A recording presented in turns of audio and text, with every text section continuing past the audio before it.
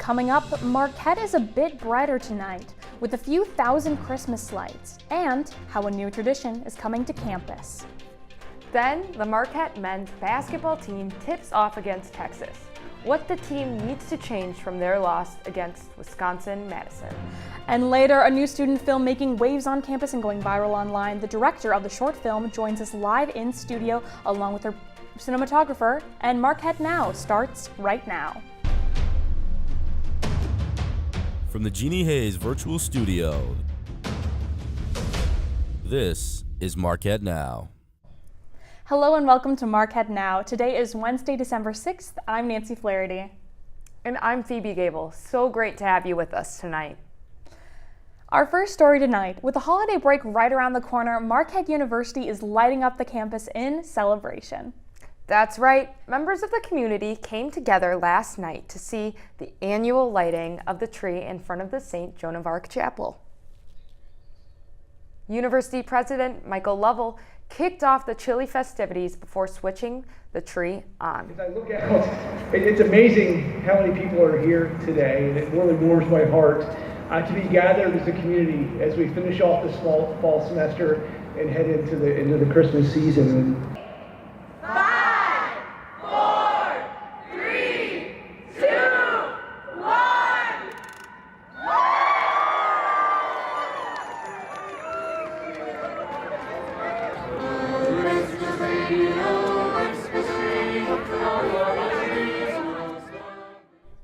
This year's tree is about 20 to 23 feet tall and has a range from 7,000 to 9,000 lights on it, according to the university. The Marquette Band and Choir set the mood with carols prior to the tree's lighting. I wish I was there. I heard it was wonderful. And this year, campus will have itself a new holiday tradition going forward. Thursday marks the first night of Hanukkah. The Jewish Student Association will be lighting a large menorah in the Alumni Memorial Union in celebration of the holiday. Hanukkah takes place over the course of 8 days, and a new candle is lit each night of the holiday. Those looking to attend the first night can join tomorrow night at 6. Holiday foods such as potato pancakes and jelly donuts will be served. Sounds delicious. I'm looking forward to it. Now tonight, the number 8 ranked Marquette men's basketball team take on the Texas Longhorns. Tip-off takes place at Pfizer Forum, and it's rolling. The Golden Eagles are coming off of a 75-64 loss against their cross-state rivals, the University of Wisconsin Badgers. The Golden Eagles are now 6-2 on the season and have dropped from number 4 ranked nationally to 8. Later on in the show, executive news producer Andrew Hubbock will sit down with our executive sports editor Jack Albright to preview the game. I'm excited to hear that insight for sure.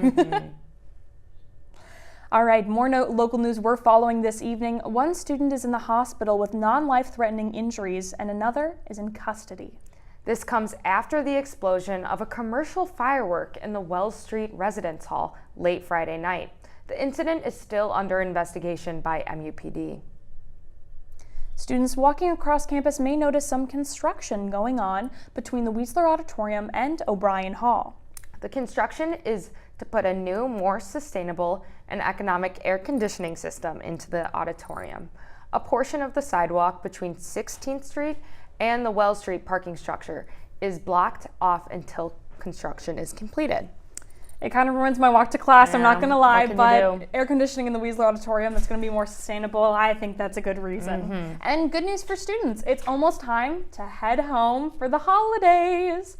With that comes from notes from the university regarding what will close and what will remain open to students staying on campus over the winter break. The AMU, the library, the rec center, among other campus buildings will have limited hours over the winter break. The university will be closed from December 24th to January 1st. During winter break, students can have MUPD monitor their house during their routine calls.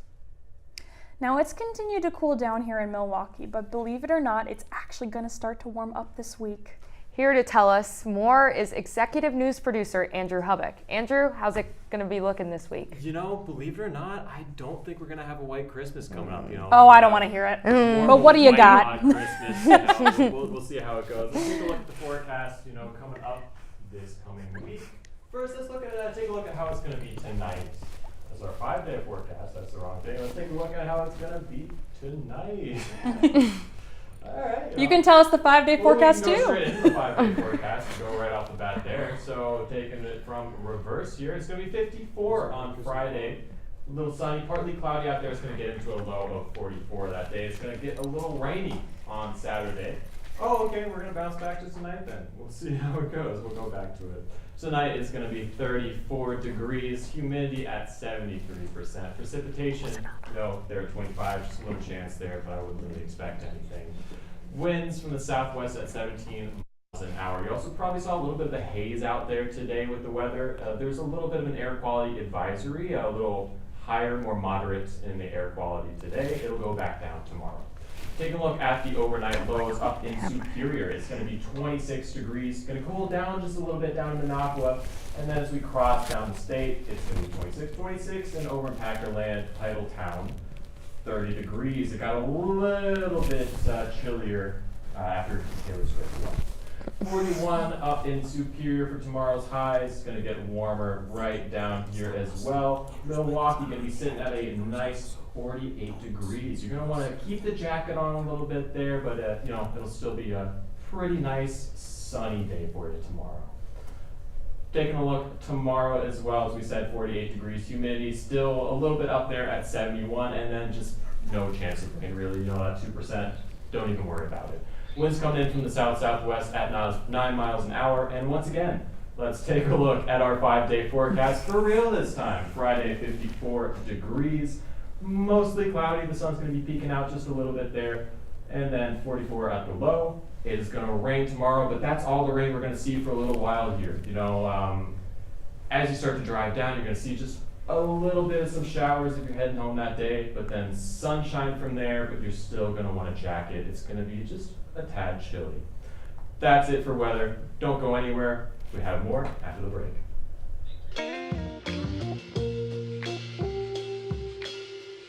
After you joined our family, it was like, I really do feel complete now.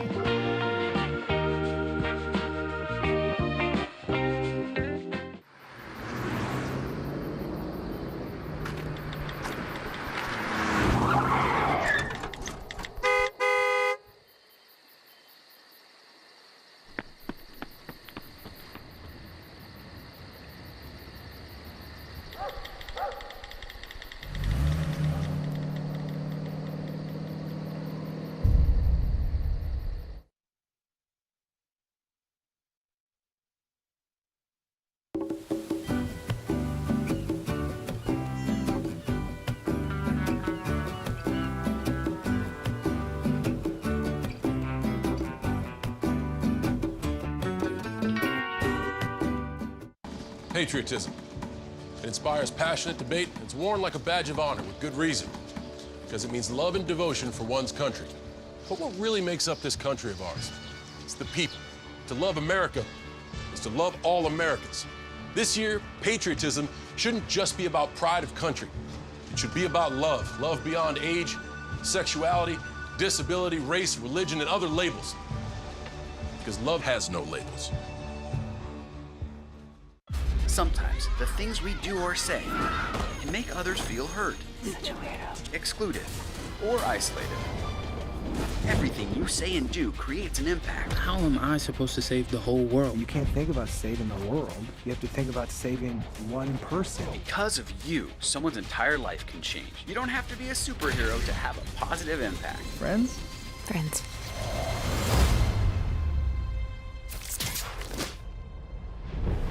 Welcome back to Marquette Now and our Down to the Wire segment.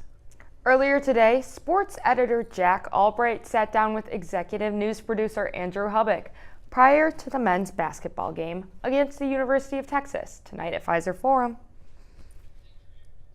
That's right, y'all. I'm joined here in studio by sports editor at the Marquette Wire, Jack Albright. We're here to preview the men's basketball game coming up against Texas tonight, which is actually going on as the show is running, but we're here a little bit earlier in the day doing some movie magic, we could say. The Golden Eagles are coming off a loss over the weekend versus University of Wisconsin, and they also lost to Purdue a little bit earlier in the year at the Maui tournament over in Honolulu. Jack, tell me, there's some quality in this team, but what needs to change in this game versus Texas? It's a lot of just performance in the paint. You look to that Wisconsin game. They have 2 second chance points compared to Wisconsin's 18. By the end of the first half, Wisconsin had the same amount of offensive rebounds as Marquette had defensive rebounds. That should never be happening, especially when you have people like Oswego and Ben Gold on your team who both played a lot of minutes. They need to do much better in the paint, or Texas is just going to have a field day. Yeah, absolutely. Are you seeing like any warning signs or like alarm bells that are being like set off for this early in the year, or is it really too early to tell? I mean, it's a Shaka smart run team at the end of the day, so I think they're going to build on their sort of ability to run havoc defense like Shaka says. And I mean, after the Wisconsin game, he was very blunt. You know, we need to work on our championship habits. We're not there yet. So he knows that stuff needs to change. In terms of warning signs, every single Marquette team under Shaka has their troubles on the glass. So I think that's just going to continue. You have to find a way to work around it. The main thing, though, is that their offense is a lot of layups and a lot of three-pointers. If they're not hitting three-pointers, that offense is not going to work. You saw that against Wisconsin, I think, more than any other game this year. Yeah, and then you're having like a lot of teams coming right back at them with three-pointers. You know, we're seeing teams like Southern were really firing the three ball, you know, at the start of the game as well. They can't really stop that. And then Texas is a team that also shoots really well from behind the three-point line. Right, you talked about the rebounding there, and the Golden Eagles actually gave up 18 second chance points to the Wisconsin Badgers. That is not great. Who needs to step up on the rebounding there? And just in general, who are you keeping your eye on that needs to step up in this next game against Texas? I mean, I think the two obvious answers are Ben Gold and Oso Gadaro, but I really look to Ben Gold because Oso gets into foul trouble. And as soon as Oso gets into foul trouble and Ben Gold comes on the court, that's your one main guy in the paint, your one big guy on the court. And against Wisconsin, he got bullied on the defensive end, pushed around, hit around by a lot of different Badgers. So he needs to learn how to stand his ground and get rebounds on the defensive glass. Or what happened against Wisconsin is just going to happen all year. Would you say that's like mostly the inexperience from Ben Gold coming into play? I wouldn't call it inexperience. I just think he's not as, I mean, like Shaka puts it, he's not as aggressive as you need to be. And I don't know if that's an inexperience kind of thing. It's more so just finding the confidence within yourself to be able to go do it. Yeah, I mean, in the offseason, we saw the Ben Gold put on some muscle. You know, the height is there. I think, you know, you're just going to have to get that energy going. The EGBs are going to be there, you know, as we always see. You actually had an article come out this past week in the Marquette Tribune about some of these EGBs and the behaviors that Shaka is bringing in practice. Can you tell me a little bit about that? Yeah, for sure. So if you spend time watching Shaka on the bench during games, he is doing the exact same things his players are doing. Stevie Mitchell gets in a defensive stance. On the sidelines, Shaka Smart's right there with him. Crunched down, arms open, swinging his arms around, jumping, yelling, screaming. So it's like he's playing. And Stevie Mitchell said, "This makes me want to run through a wall for him," which I think says everything you need it to about the culture Shaka has built and what he emphasizes as a coach. Yeah, absolutely. That's right, Jack. And, you know, the Longhorns are shooting pretty well from behind the line just at home. We haven't seen any tests really on the road. They played at Madison Square Garden a couple games against the University of Louisville where they eked out a win, and then they lost to UConn the next day. What do the Golden Eagles have to do to keep the Longhorns uncomfortable from behind the three-point line? Yeah, I mean, I look back to the Southern game, and they did not let Southern in the paint at all. They were forcing Southern to take a lot of shots from outside the arc, and it worked at first. And then as the game went on and shots start falling, it kind of falls off. And it did for Southern. And that's really what Marquette needs to do. It's a team that gives up looks in order to keep up movement and intensity on the defensive end. And the fact that Texas does not shoot well away from home, or hasn't so far at least is what I should say, really feeds into the Golden Eagles just moving around a lot. Don't let them in the paint. Force them to take shots from outside because historically speaking, this year, it hasn't worked for them. Jack Albright, sports editor at the Marquette Wire, thank you so much for joining us. The game against the Texas Longhorns is going on right now, but don't go anywhere. We're going to have a little bit more about the sports action going on here on campus. The women's basketball team is off to the best start in program history. We'll have a little bit more about that right after the break.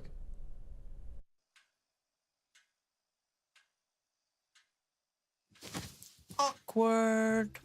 I'm the awkward silence. You try to avoid me, then there I am again. But an awkward silence can be a great thing. Like Kelly here is about to demonstrate. You haven't really been yourself lately. Are you okay? Find out how you can help a friend with their mental health at seizetheawkward.org.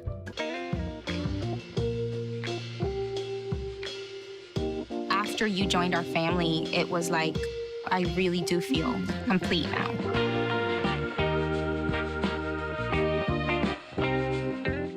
Before we celebrate the freedom most Americans have, we must fight for the freedom all Americans deserve. Because all lives can't matter until Black lives matter. I'm Jenny Garth, and as a mother of 3, I know kids worry about a lot of things. Getting enough food to eat shouldn't be one of them. But here in America, that is a real worry for 1 in 5 children. This is unacceptable, and something Feeding America is working to solve. Through a nationwide network of food banks, Feeding America serves virtually every community in the United States, including yours. See how you can help your community. Visit feedingamerica.org. Together, we can solve hunger. Together, we're Feeding America. Roll over. When you adopt a shelter pet, you discover all the things that make them unique. And your mother. They're a little bit of a lot of things, but they're all pure love. Every day, millions of people are connecting. Father, cosplayer, mentor, actor. It's time we take a step forward, come together, and discover how accepting our differences can make us stronger. Welcome back to Marquette Now. I'm Nancy Flaherty, alongside Phoebe Gable. Now, Golden Eagles faithful are still getting over a big men's basketball loss over the weekend to the University of Wisconsin. The team went into this week with the number 3 ranking in the country. It's first time they've been ranked number 3 since 1978. Now, the Golden Eagles have lost to Wisconsin in 3 straight years. Now, they stumbled out of the gates, having trouble knocking down shots and grabbing rebounds. Wisconsin junior guard Max Klesmet shot 5 for 8 from behind the 3-point line. That's the most by any Badger in half this season. The Golden Eagles struggled with getting rebounds all game, which set the tone for the whole remainder of the rivalry matchup. Junior guard Cam Jones scored a team-high 19 points, but wasn't enough as the Golden Eagles fell 75-64. Now, Coach Shaka Smart saw this loss as an opportunity to grow. He said this in the post-game press conference. You know, we always break our games down culturally, defensively, and offensively, and we weren't good enough in any of those 3 phases today. So hopefully it'll be a really good learning experience. The Golden Eagles have dropped down to 6-2 on the season and turned their focus to the University of Texas, who they are currently leading 36-28 at the half right now at Pfizer Forum. I kind of wish I was there, but you know, we're back here in the studio. Now let's end our sports segment on an even higher note here. The Marquette women's basketball team is now up to number 19 in the country. The team remains undefeated following a win last week against Memphis and another over the weekend versus the University of Pennsylvania, which we'll be chatting about. The team has an 8-0 record, which is the best start in program history. It's also important to keep in mind that this is a new-look squad as well. Now, the Golden Eagles had a solid first half, but the Quakers of Pennsylvania made their presence felt on the glass. The Quakers out-rebounded the Golden Eagles 18-13 in the first half. Graduate student forward Franny Hottinger had a new personal season high with 20 points. First-year guard Matea Gale from Penn led both teams with 23 points. The Quakers, however, struggled from behind the 3-point line, making just 3 out of 17. Sophomore guard Kenzie Hare spoke to sports multimedia journalist Gabriel Cicerica on Golden Eagles Sports Report last night about the team's historic start. The women's basketball team is 8-0, and it's the best start in program history. Your team is ranked 19th in the country, and it's the highest that the women's basketball team has ever been under Coach Duffy. Can you tell me how the team has been firing on all cylinders? Yeah, I mean, we're just trying to get better every single day. I mean, every practice is an opportunity for us to step on the court and get better as individuals and then get better as a team. So we don't take that opportunity lightly. I mean, we're 8-0, but we have a lot of improvement and a lot of things to get better at. So we're just kind of excited. We don't think we've played our best basketball yet, so we're excited to see where that takes us. You can watch the rest of the interview on Marquette University Television's YouTube channel. Now, coming up this week in athletics, the men's basketball team faces off against the Notre Dame Fighting Irish this Saturday at 8 p.m. Now, the women's team look to keep that undefeated run going on Sunday down in Normal, Illinois, as they travel to play Illinois State. Don't go anywhere. We'll have an exclusive interview that you do not want to miss when Marquette Now returns. Have you ever seen somebody treated unfairly because of the color of their skin? Do you guys know what it means to have white privilege? What is racism and what do you think about it? Talk to young children about what racism is, giving them the language to understand it. They can be disruptors. They can shape and shift culture. We may not always know the answer, but we'll try and help you learn. You don't have to have all the answers, but that doesn't mean we can't start.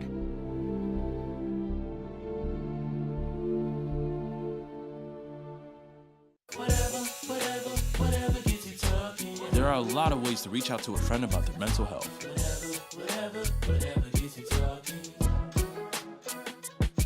Learn how you can help at seizetheawkward.org. What are you looking for?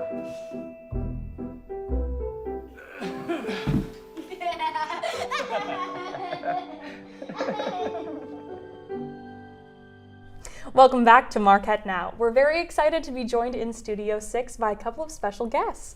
Now, right before a big premiere night. That's right. Their short film, Bad for Me, premieres this Friday to an audience of 500 people at the Weisler Auditorium. It's our pleasure to welcome in Grace Painter-Koziel and Celia Huber to the show. Grace and Celia, thank you so much for joining us in the studio. We really appreciate you having us. Yeah. Now, for those of us not aware of the plot, can you kind of tell us about the story without giving too much away? Yeah, for sure. So it's a period piece set from the 1950s to the 1970s, and it's about a woman who meets her high school sweetheart, and unfortunately her life kind of goes in a downward spiral from there on out. So it's really about that story and her story and their relationship. Wow. Well, tell us a little bit about how this film came to life. We understand that the script was actually written for a screenwriting class here at Marquette, but you are now premiering it on Friday. So explain a little bit about that. Yeah, for sure. So I wrote the script over a year ago, and the story just really resonated with me, and I had such a vision for the project, more so than really any script I had ever written. And so I was really set on, making sure that this project came to life, and so we decided to do it over the summer. Wow. And so many of the cast and crew members are part of the Marquette community. I'd love to know, what was the process of getting the cast and crew together? It's the summer, everyone usually goes home, so what did that look like? Yeah, the very first thing we did was start an Instagram page for the film, and that's kind of how we connected with people. We were following everyone on Instagram, and we sent out an interest form, and kind of who's going to be here over the summer, just to get a feel. And the people that ended up helping us out with the film, our cast and crew, they're incredible. We owe them the world. Amazing.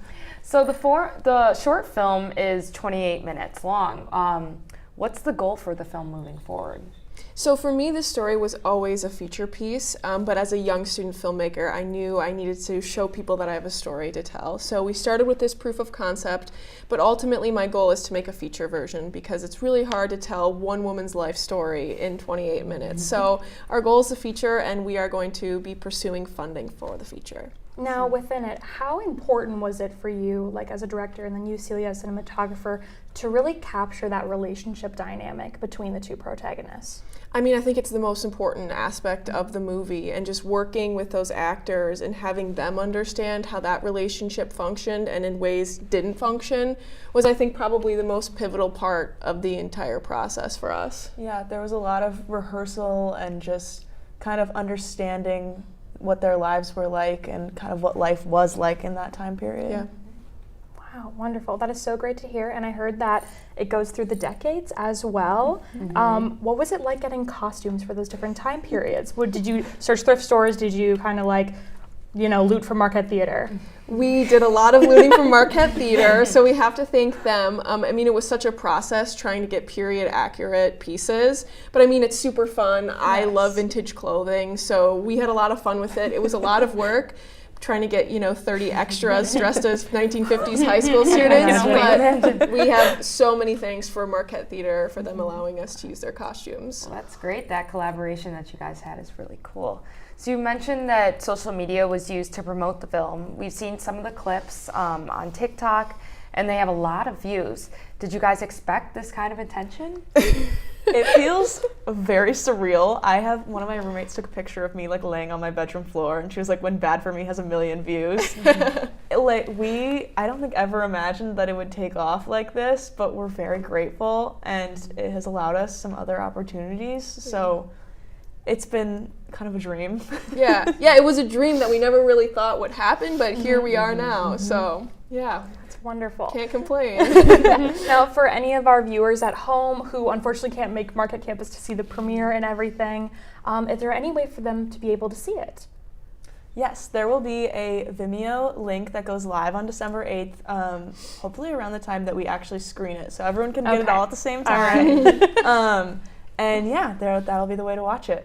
Perfect. Do we need to pay to watch it on Vimeo, or? Yeah, so it's an on-demand, and all of that funding will go towards our feature budget. So help sponsor the feature by watching the proof of concept. Help out those student filmmakers. Yes. We will do it. We will do it. Well, there's still a couple of seats left if you'd like to attend the premiere Friday night at Weisler. You can scan the QR code on your screen for free tickets. Now, Grace Painter-Koziel and Celia Hubert from Bad for Me, thank you so much for joining us tonight. Thank you. Thank you. Don't go anywhere. The Time Person of the Year has been crowned. Find out who that is when Marquette Now returns. So, I just moved in with this family, and it's embarrassing. The little one, he likes to go outside and crawl around in the giant litter box. I don't know what he's doing. I mean, I was born and I knew how to use the litter box. Look at that. That's disgusting. Oh, poop already. You're making me nervous. Oh, okay, I can't look at this anymore. I really hope he grows out of this, for his sake.